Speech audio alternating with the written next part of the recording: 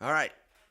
No, that's not working. I don't know what's going on with the YouTube thing over there. Dave Schultz on another episode of the Schultzycast. I'm still trying to get the chat in there. It's just coming up as the YouTube channel. No. Or it's actually just coming up as YouTube. It's not even coming up as the channel. View your channel. It does say we're live.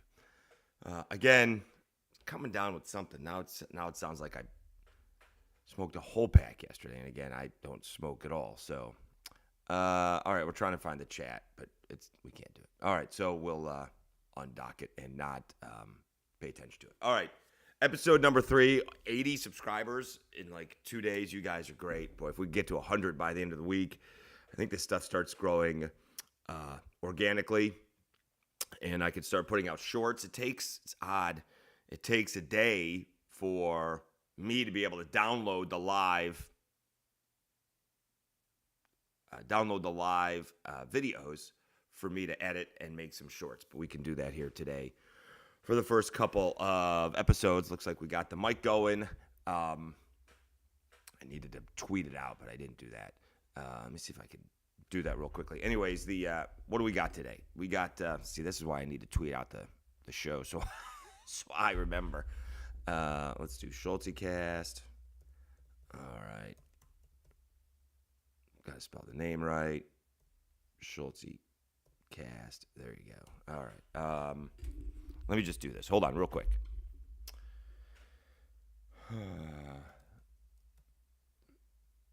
Pelicans make it a game. Come up short. Ragin Cajuns win 8th straight. NFL playing on Christmas. Should Don Staley get Power 5 men's job? Okay. Is that not the Pelicans? Is that not right?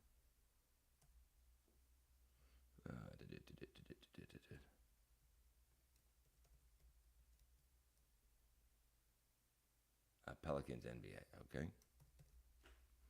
All right. Oh, let me get the. I can get the. Is this on here? Let's see here. Live. Hold on. Content. Live. Is it not working? Let me see here. My channel. I thought it was working. It said it was working. Schultzycast.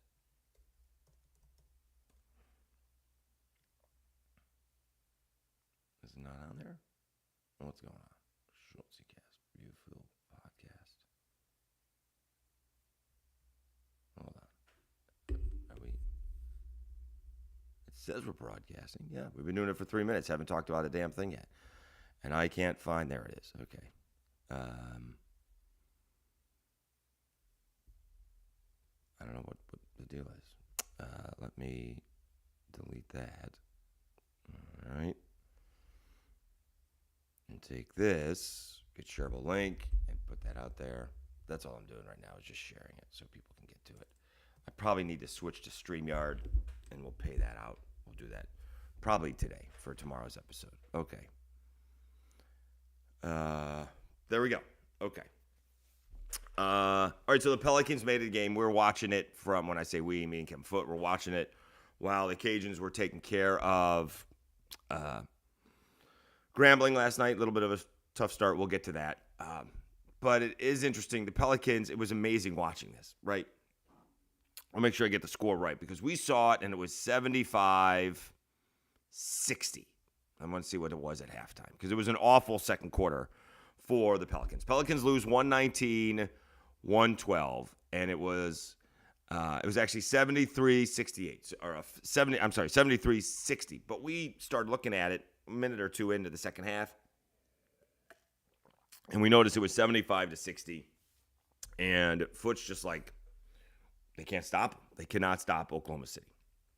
So then it becomes 20, and then it was like 86, it was 86-66, and then it was 90 something, like 90 to 70 or something. And all of a sudden he says McCollum hits another one and it's 90 to 77. And then all of a sudden it's 90 to 82 and 90 to 84 and 90 to 86. And they went on this incredible run, all without Valanciunas, right? All without Valanciunas. Did not play at all in the second half. They fell behind. They were down by 13 at half. They fell behind, or I'm sorry, what was it? 58, 73. So 15 at half, and they fell behind by 20 without Valanciunas. With Valanciunas, they fell down by 15. Without Valanciunas, they fell down to 20. All right, but then they came back and they made it a ball game, and actually took the lead somehow. After post game with the Cajuns, got in my car and. I got in my car, and the Pelicans were up by 5. It should be noted, it should be on local radio here. It was not. Oddly enough, my car could pick up the local radio station that it's on, or at least supposed to be on, and it wasn't. Nonetheless, the Pelicans were actually up. And like a minute to go, they're up 5. They're going to win this game. Unbelievable. They're going to win this game. And then it updated, and they were going to lose the game. They went from up 5 to down 3, and it all went away. Okay, so a few things about this. Zion Williamson had a pretty good game, except for his turnovers. 29 points, 10 assists, 5 rebounds. It's tough to ask for more than that. I would prefer more rebounds, and less turnovers, but that's a pretty good game. McCollum had an interesting ball game. He scored 23 points, most of those in the second half. He's 8 out of 24, so not 23 points on 24 shots is not good. It does sound like I'm coming down with something. All right. Trey Murphy was pretty good with 16. Let's see who else. Not much off the bench, although Jordan Hawkins did come off the bench. Hit a 3, his only shot, only took 1. Herb Jones had a tough night as well. He had 16 points on 12 shots. That's not great. 2 of 8 from 3. He was missing a bunch. Did make his free throws. They did make their free throws last night. We'll say that. 20 out of 23. But they really could not stop. I mean, Josh Giddey had like 10 points in like the first 5 minutes of the ballgame. He had 25. Shai Gilgeous-Alexander had 24. Jalen Williams from, the former Arkansas player, he had 26. Chet Holmgren kept kind of in check. 16 points, 9 rebounds. I mean, that's, I don't know what he averages. Probably averages close to that. What does he average? Stats. Yeah, he averages 17 points and 8 rebounds. So he got his average. Not really held in check. But Jalen Williams, hold on. Do they have both Jalen Williams? Oh, my goodness. So there's 2 Jalen Williams. The one who had the big points was out of Santa Clara. I forget that. So they have both Jalen Williams. They are one out of Arkansas, only had 3 points. All right. So anyways, and this is what I saw with and I'm a big Shamet Dua fan. All right, Shamet Dua fan. And here's the problem with the analytics, okay?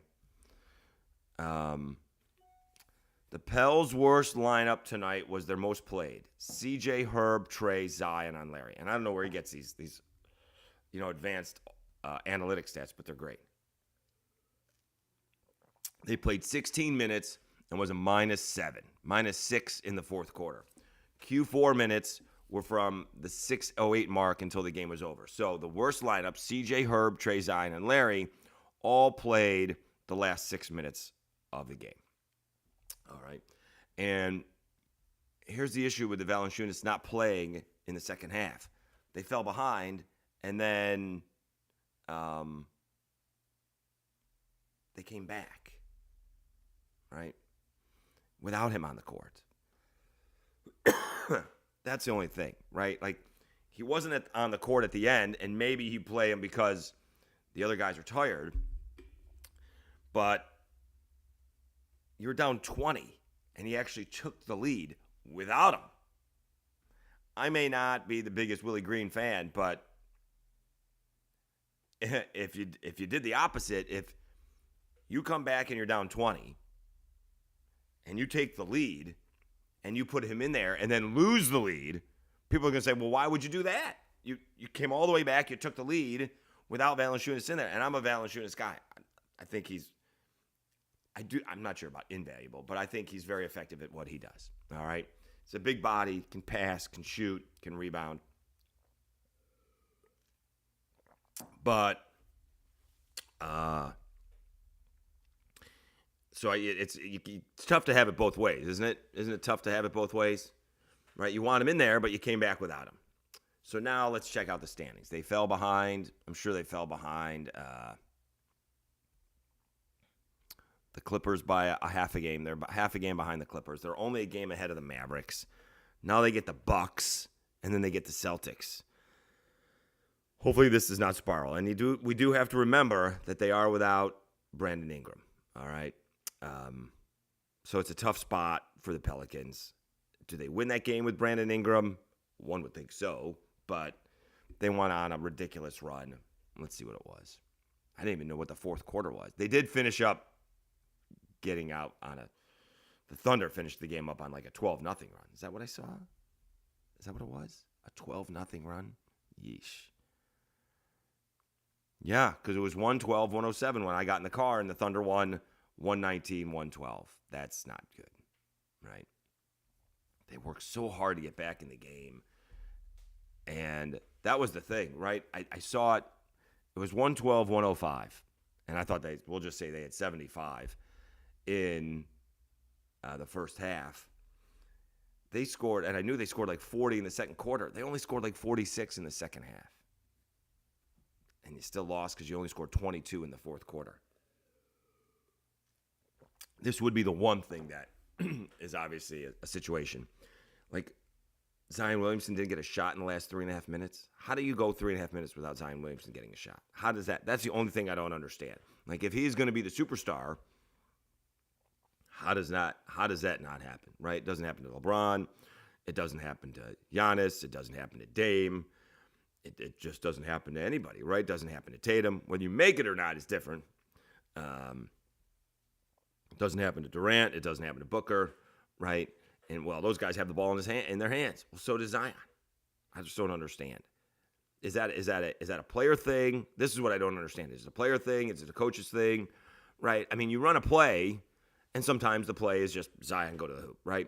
You run a play to, get Murphy a shot, right? But other times you're just running the offense, and you get the best shot there is. But why wouldn't you run a play for Zion, right? They were down 3. They just didn't run a play for Zion. I don't get it. That would be the one thing, all right?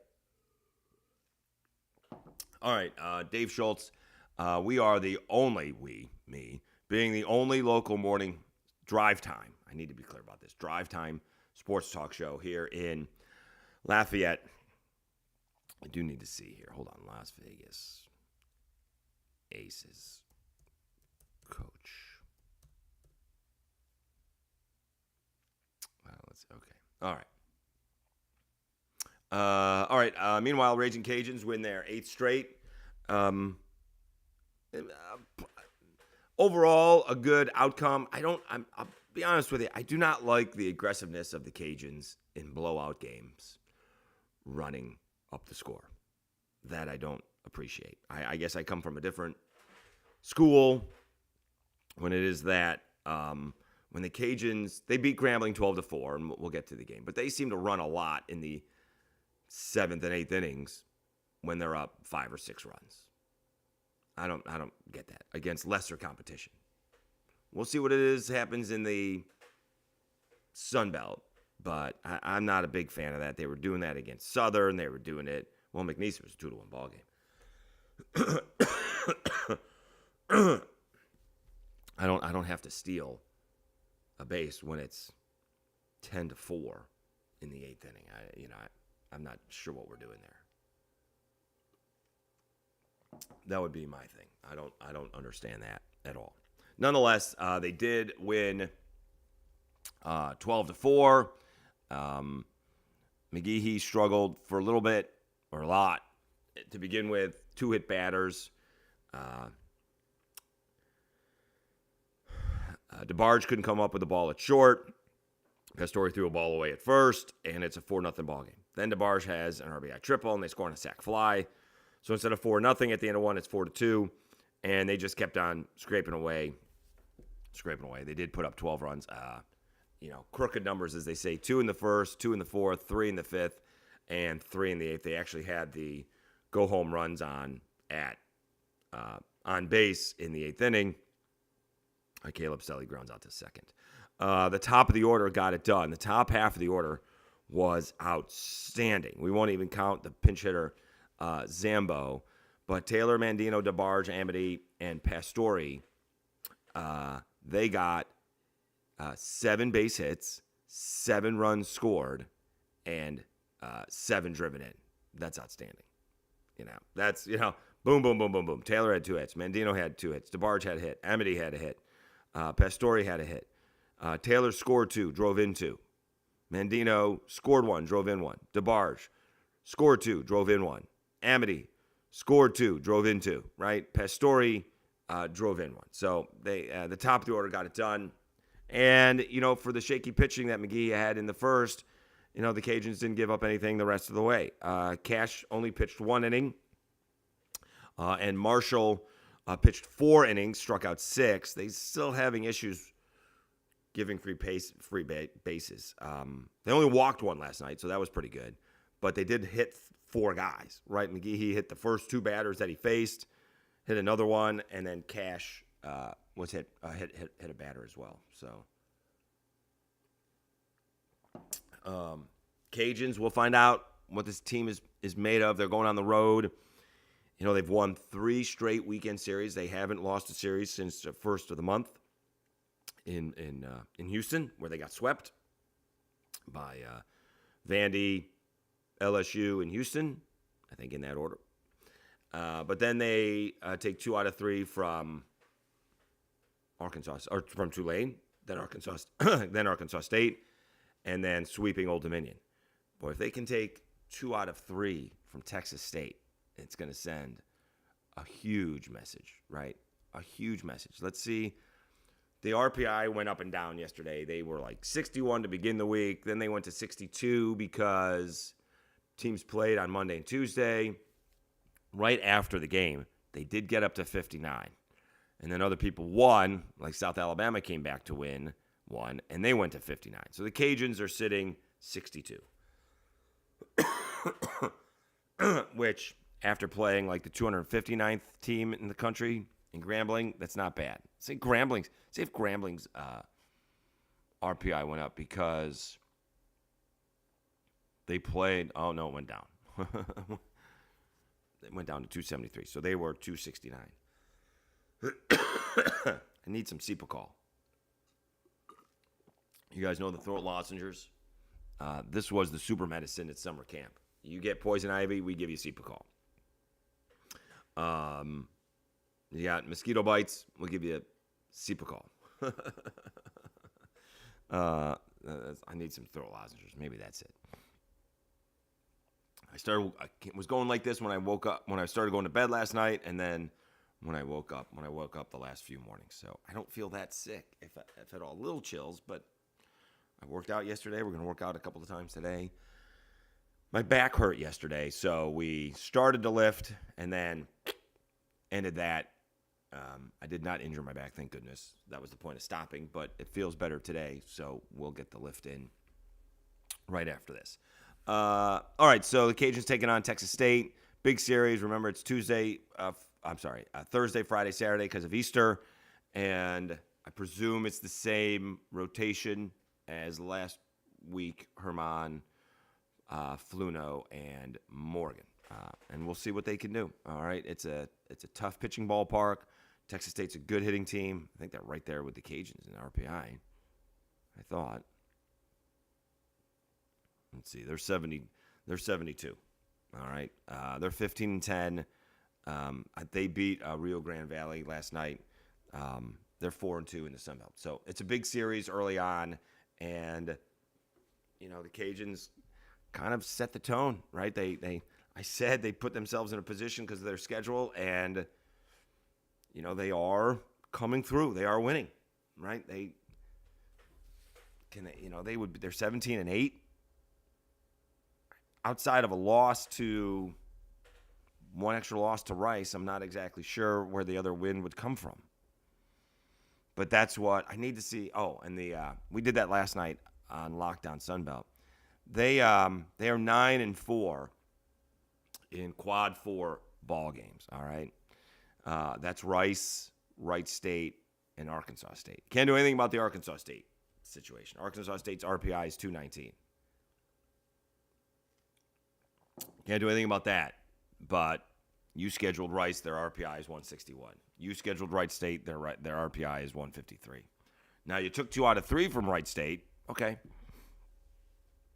But you lost 2 out of 3 to Rice. We'll see if those come back to hurt them. RPIs of the teams coming up, as we mentioned, Texas State 72. That's not bad. So Nichols is 143, and then ULM is 166. And then you do have Prairie View A&M, like April 9th. You just can't lose that game. You can't lose it. Playing it doesn't help you much, but losing it would be devastating. Louisiana Tech, 80. Then Marshall's like 224. You can't do anything about that. Even Southeastern's like 85. But the big series, their next big series is actually in like 3 weeks. It's Coastal Carolina. Is it 3 weeks? Yeah, so after Texas State, 1, 2, 3. After Texas State, it's Coastal Carolina. That'll be a huge series. Southern Miss is coming to Lafayette. So that'll be a thing. All right, their RPI is going to take a hit here if they lose some games after the Texas State. In between the Texas State and in between them, Southeastern is better than what they're playing in the Sun Belt. Can't really do anything about the Sun Belt, but that's why that schedule is not as strong as it could have been or should have been. All right, it is the Schultzycast, the Acadiana's only local morning drive sports talk show, I should say. Let me go back to where I was. Tweet it out. All right, the NFL announcing they're playing on Christmas. Going to love to see how this is going to happen. Because Christmas is,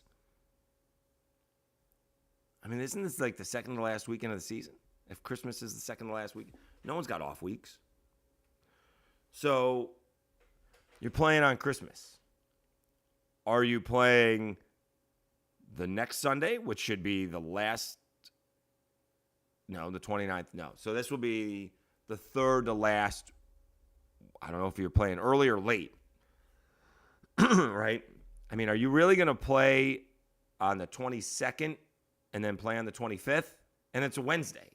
I don't care about the inconvenience I'm not sure if it is an inconvenience to me or you. It is. It probably gets in the way of some families. Most people know I'm Jewish, so it doesn't get in the way of a holiday for me. But we'll watch it anyways, right? Okay. But how do the players do this? Where are they not playing a game? There's no way they're playing on the 22nd and then playing on the 25th, right? You're not giving them 2 days off, one being a travel day. Are they playing on the 25th and then they're playing on the 29th? So 1, 2, 3 days plus including a travel day? That includes a travel day? Something's not right, So the point is, I don't want to hear how concerned the NFL is, and I'll just include that with Roger Goodell being the NFL. I don't want to hear how concerned Roger Goodell and the NFL is with player safety. They're not. And how the NFLPA signed off on this, I do not know. So we'll see how the schedule is set up, but they can't play on 2 days rest, and then they're going to play again on 3 days rest. Something along those lines is going to happen. They're not going to be off both ends of it, right? So I presume, all right, so let's treat it like a Thursday. So they're not going to play the following Sunday. They're not going to play, we'll say it's an early week game. So they're going to play on 2 days rest, which will be awful football. And then they won't play on the 29th, which is the second to last week of the season. And then they'll play on the 5th of January, the last game of the year. I don't know. This is all whack. It is really just a money grab by the NFL. It is completely unnecessary. It's completely unnecessary. And I don't know why the be honest with you, I do not understand why they, outside of the money reason. But when they tell you something, don't believe them anymore. All right, the NFL they're just out for the money. I mean, it's not safe for the players. Flat out, it's not safe for the players. But let's see how it's going to come out. I guess the schedule will come out sometime after the draft. Okay. I'm going to take this from somebody else. Somebody else tweeted this, and I'm going to be on top of it. We talked about this back on Sports Chat at the time. Who should get the LSU job or the Pelicans job, all right? And, we were thinking for the men's, right? Well, for the Pelicans job, we were saying Becky Harmon, right? And we threw it out there that Kim Mulkey, what about for the men's gig, right? Like, I swear I brought that up. That why not consider Kim Mulkey for the LSU men's job? By the way, I did not look. Let me see if the Washington Post put out the Kim Mulkey story yet. Not yet. It does not appear. I don't know how these things work, right? There's obviously the major tragedy with the ship into the bridge. And so I don't know how that stops sports stories from running, But it does not appear. If you go to Kim Babb's page, it's not up there. And it does not look like it's on the front page of the Washington Post this morning. So I do not see a Kim Mulkey story just yet. Okay. Nonetheless, my thing is, and I'll take this, again, I'm taking it from somebody else. What about Dawn Staley for the Louisville job? Do you see who they're going after for the Louisville job? And the Oklahoma State job. All right. So the Louisville job is fascinating. It was passed over by Scott Drew said no, right? They did reach out to Scott Drew. Apparently, he's staying at Baylor. They went after Dustin May. Dustin May didn't want the Louisville job. Apparently, according to some guys in Louisville, he was going to take the Vanderbilt job, but then Michigan came calling. He took the Michigan job. Now they're down to Richard Pitino. Can you get any more average than Richard Pitino? Richard Pitino wouldn't be considered if his last name was not Pitino. He coached okay a little bit in Minnesota. And now is he like in New Mexico? I mean, they also, it's unreal. The way these things work, the Indiana State coach who beat Cincinnati last night in the NIT, he already has an agreement with St. Louis. I'm not sure how much of an improvement that is, Indiana State to St. Louis, but money talks, I guess. You would have thought may have waited a little bit longer for that. But the Indiana State coach thought Louisville and Dustin May were going to do it, so he jumped at his chance to go to a better job, apparently. And he can't get out of that because he already signed it, and the buyout is really expensive. So now Louisville is in no man's land. Louisville is in no man's land. They're going after Richard Pitino. I mean, don't you give Dawn Staley a call just to see if she wants it? Right? I mean, somewhere along the way, I think Pat Summitt was asked, and she didn't. I understand the challenges that may be there.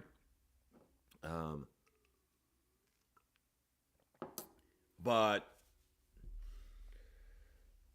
she's a good coach. She's a really good coach.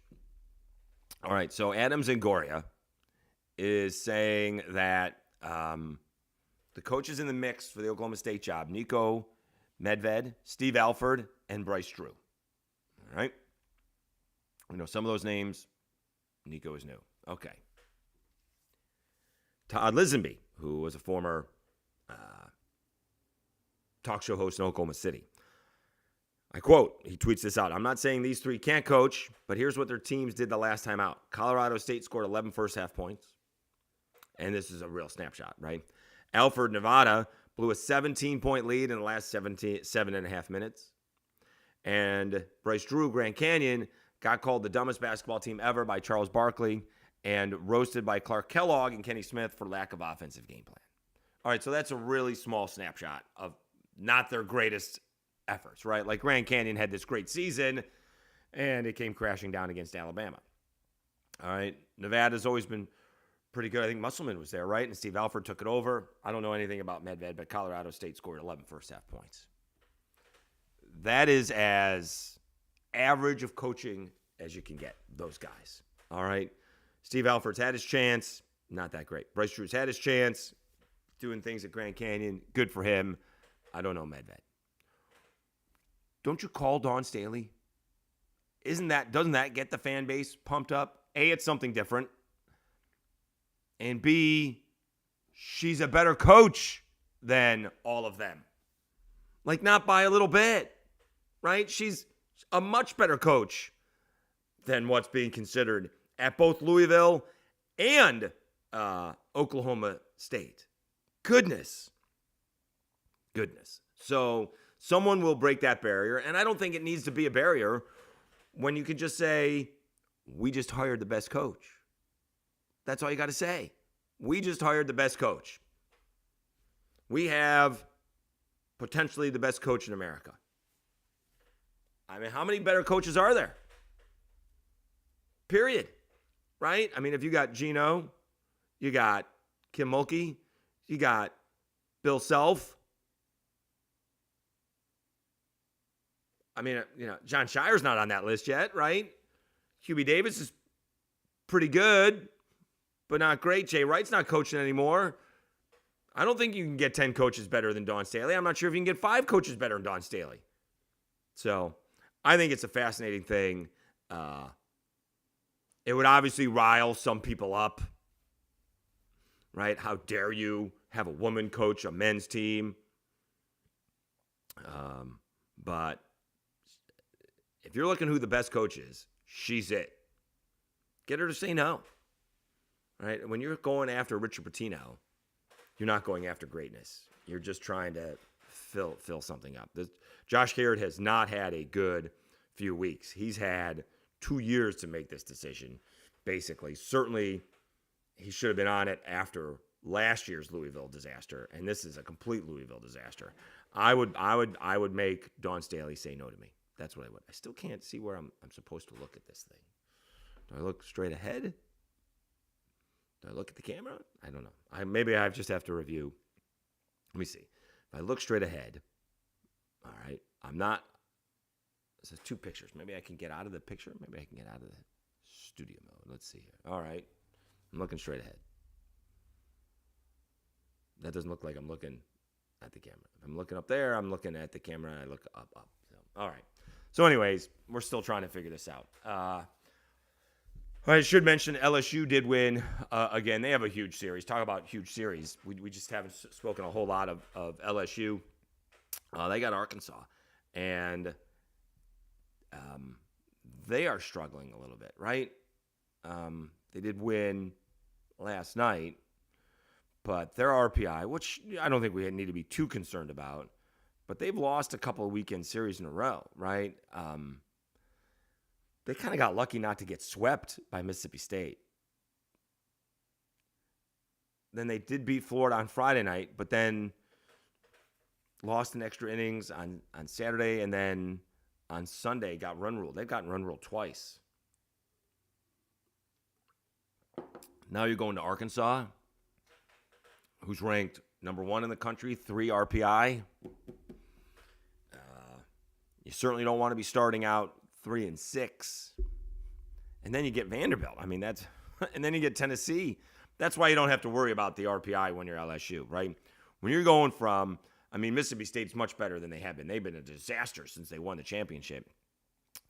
But you're going from on the road playing the number 21 ranked team, 46 RPI, to the number 6th ranked Florida Gators, 18 RPI, to the number 1 ranked Arkansas Razorbacks, number 3 RPI, to the number 7 ranked Vanderbilt Commodores, number 23 RPI, and then number 5th ranked Tennessee, 12 RPI.